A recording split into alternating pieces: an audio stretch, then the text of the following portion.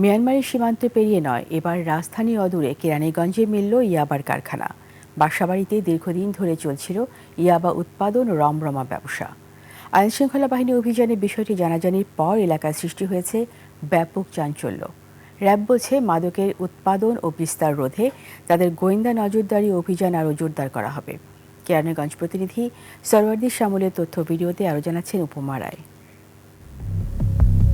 কেরানীগঞ্জের বালুরচর এলাকার কুয়েত প্রবাসী রাসেল মিয়ার বাড়ির দৃশ্য এটি। তবে ভেতরে ঢুকলেই চোখে পড়ে ইয়াবা তৈরির মেশিন, কাঁচামাল, রাসায়নিক উপাদান ও বহু ইয়াবা।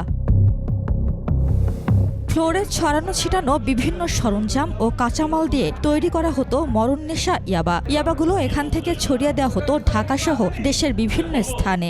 এখানে তেমন একটা আনাগোনা নয়, মানুষের যাওয়া আসে না, এই জন্য হয়তো এই নিরাপত্তার স্বার্থে তারা মনে হয় এই বাসাটাই বাইছে নিয়ে এই কারবার করে, কিন্তু এলাকার লোক জানতো না। কুচুরিভাবে করা হয়েছিল, এলাকার মানুষ জানতো না। পরবর্তীতে যখন এর র্যাব ধরলো তখন আমরা সবাই জানলাম যে এখানে একটা কারখানা আছে।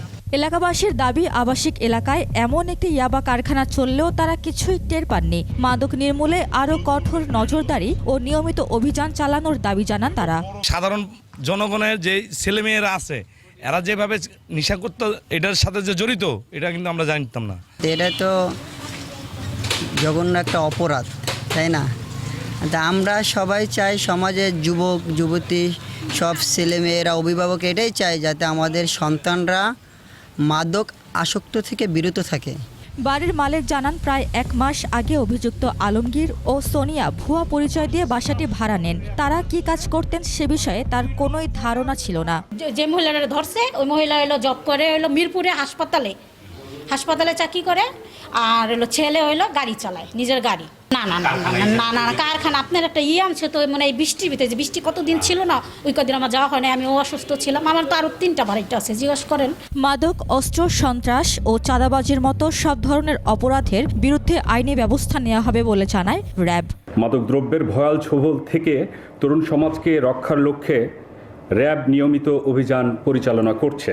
রাজধানীর পাশেই আবাসিক ভবনে গড়ে ওঠা ইয়াবা কারখানা নতুন করে উদ্বেগ বাড়িয়েছে। এমন অভিযান নিয়মিত করার দাবি সবার। উপমা রায়, ডেস্ক রিপোর্ট, 21 টেলিভিশন।